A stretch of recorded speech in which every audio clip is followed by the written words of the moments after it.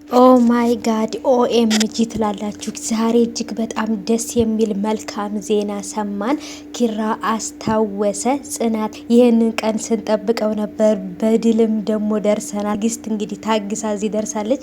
ኪራ እንግዲህ እንኳንም ተደበደበ እንኳንም እንደዛ ሆነ ብያለሁ። ምክንያቱም አሸብር ወይንም ደግሞ ያን እንግዲህ ጨካኝ ሰውዬ እሱን የጎዳ መስሎት ነበር። ደግሞ ቀመው ብያችሁ ነበረ። ታስታውሱ ከሆነ የሆነ ሰው በዱላ ካልመታው ወይ የሆነ ግድግዳ ጋር ካልተጋጨ አያስታውስም ብያችሁ ነበር። ካስታወሳችሁ እንዳልኩትም ደግሞ እንግዲህ በዱላ አስታውሷል ማለት ነው። ምንም ማድረግ አንችልም።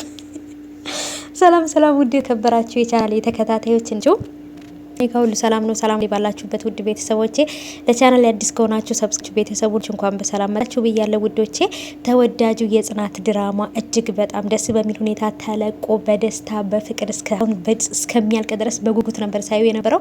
ምክንያቱም ኪራ ስላስታወሰ በጣም ደስ ብሎኛል።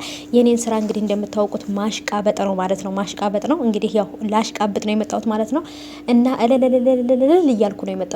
ደስ ብሎኝ በቃ ይሄን የሰርጉን ዝግጅት ጽናትና ኪራ ጋቡ ስለሆነ የሰርጉ ዝግጅት እያዘጋጀሁኝ እንደገና ይሄ ልጁ ደግሞ ተመቶ ሲወድቅ አሁንም ኪራ ማስታመም ደግሞ ጉድ ጉድ እያልኩ ነበር። እንግዲህ አሁንም ኪራ ምንም አልሆነም።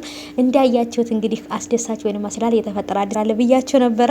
እውነት ለመናገር ምንድነው እያላችሁ ነበር በኮሜንት።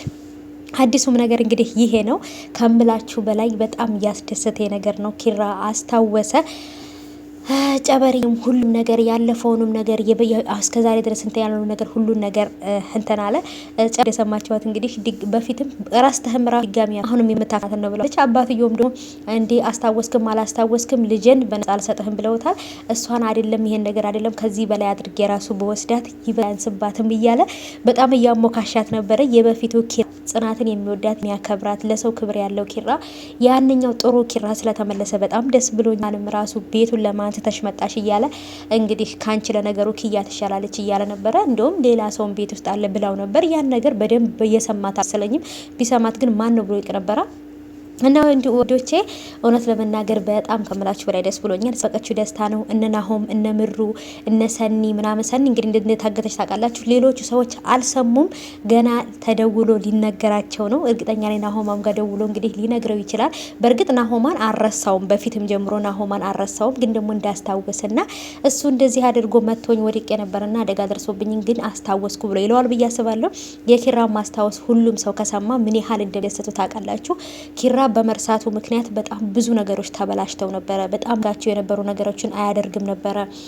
በተለይ ለጽናት ካፈቀራት በኋላ ነበር እንጂ ለእሷ መጨነቅ የጀመረው በጣም ነበር ልቧን የሚሰብር ነገር ሲናገራት የነበረውና ይሄ ነገር በመሆኑና ሳይጋቡ በፊት የበፊቱን ራሱን ኪራ ያለፈውን ነገር ማስታወሱ በጣም ነው ደስ ያለን ከምላችሁ በላይ ቤተሰቦችንም ደግሞ ግን አንድ የፈራሁት ነገር በፊት በሚያስታውስ በፊት በረሳበት ሰዓት ላይ አባቱ እንደሞተ ነው የሚያውቀው።